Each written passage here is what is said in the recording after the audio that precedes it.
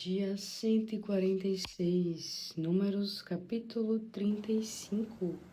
O Senhor disse a Moisés, nas campinas de Moabe, junto ao rio Jordão, do outro lado de Jericó, diga aos israelitas que da terra que receberem, eles devem dar algumas cidades aos levitas para nelas morarem.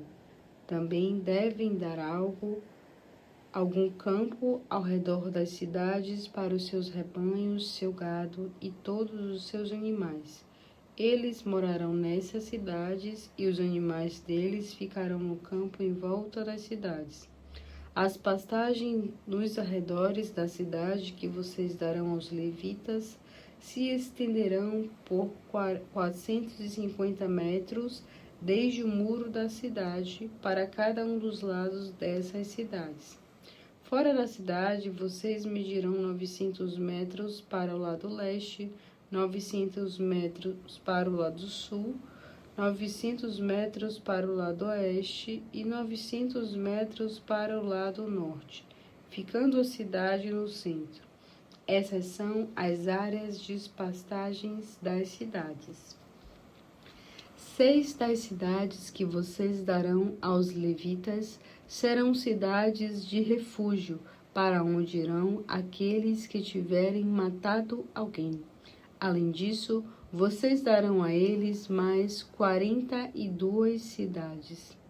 Vocês devem então dar ao todo 48 cidades aos levitas, junto com o povo em volta. Essas cidades que vocês derem aos levitas das terras dos israelitas serão dadas proporcionalmente à herança de cada tribo. As tribos que tiverem muitas cidades darão mais cidades, e as tribos que tiverem poucas cidades darão menos cidades aos levitas. E o Senhor disse a Moisés: diga aos israelitas que quando atravessarem o rio Jordão e entrarem na terra de Canaã, devem escolher quais serão as cidades de refúgio para onde poderá fugir a pessoa que matar alguém involuntariamente. Essas cidades servirão para proteger a pessoa que tiver matado alguém involuntariamente dos parentes da vítima que quiserem se vingar, até que o povo julgue se o homicida é culpado ou não. Serão 6 cidades que vocês darão por cidades de refúgio, das quais 3 cidades de refúgio ficarão ao lado de cá do rio Jordão, e 3 na terra de Canaã.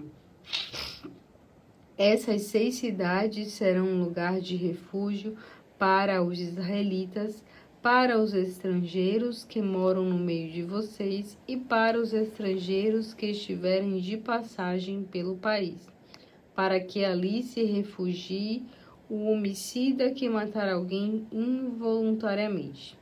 Mas se alguém ferir uma pessoa com um pedaço de ferro e esta pessoa morrer, ele é homicida e terá de morrer.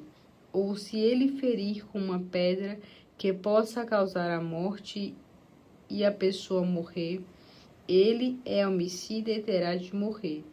Ou se ele ferir com um pedaço de madeira que possa causar a morte e a pessoa morrer, ele é homicida e terá de morrer.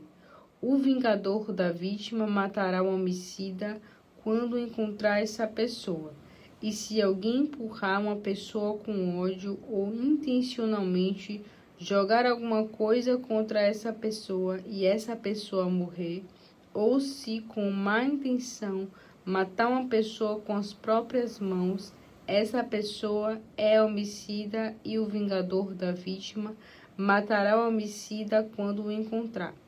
Mas se empurrar uma pessoa sem ódio, ou empurrar uma pessoa, ou então atirar alguma coisa contra ela involuntariamente, ou ainda se deixar cair involuntariamente alguma pedra sobre ela que possa matá-la, e a pessoa morrer, não sendo sua inimiga, e quem matou não fez isso de propósito, então a comunidade julgará entre ele e o vingador da vítima, de acordo com essas leis.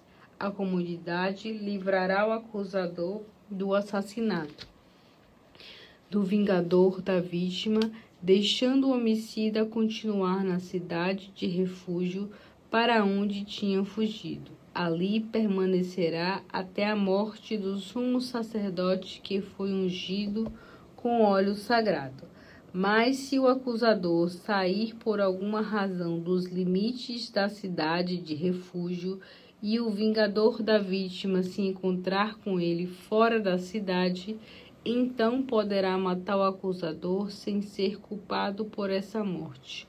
O homicida deve morar na cidade de refúgio até a morte do sumo sacerdote. Somente depois da morte do sumo sacerdote, o homicida voltará à sua propriedade. Essas leis são permanentes para as gerações futuras em qualquer lugar que vocês morarem. Todo aquele que matar uma pessoa terá de ser morto como homicida se houver 2 ou mais testemunhas. Nenhuma pessoa morrerá se houver apenas uma testemunha contra ela.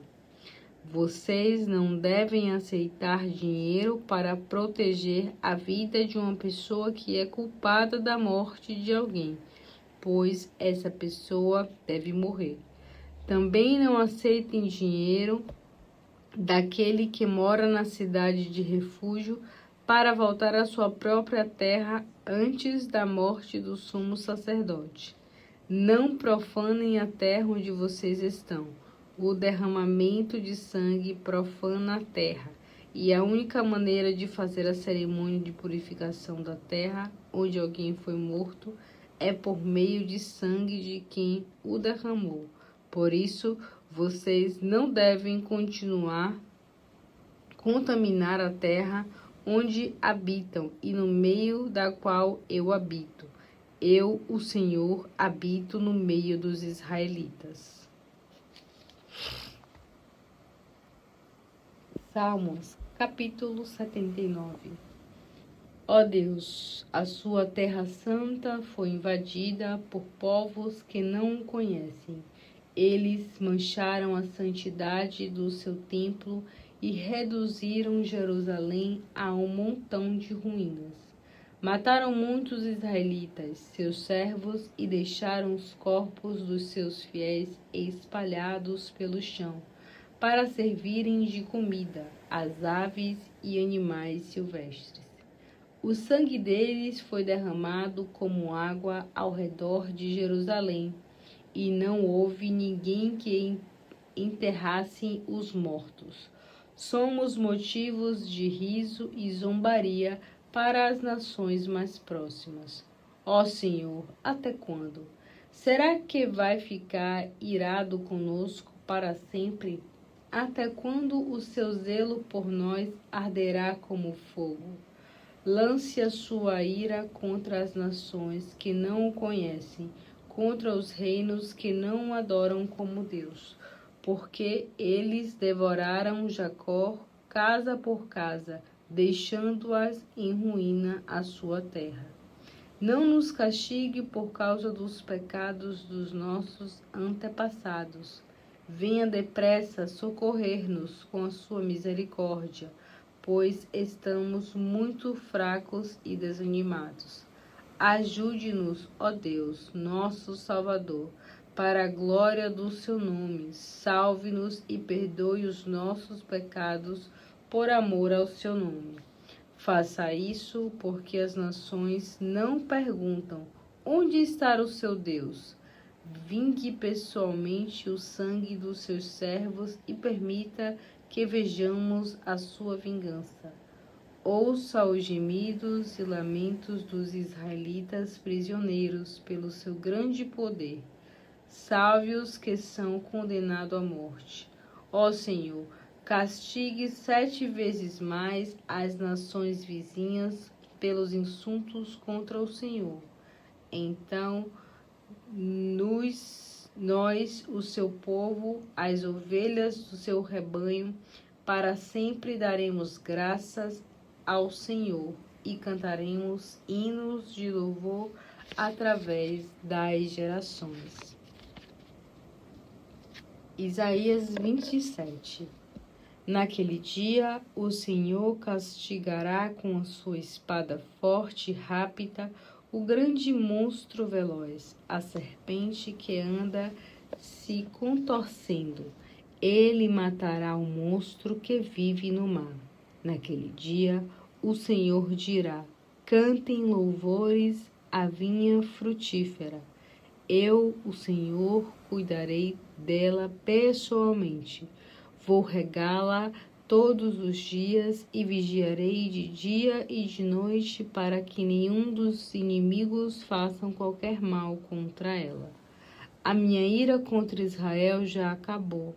Se eu encontrar espinhos e ervas bravas prejudicando a minha vinha, eu os destruirei com fogo.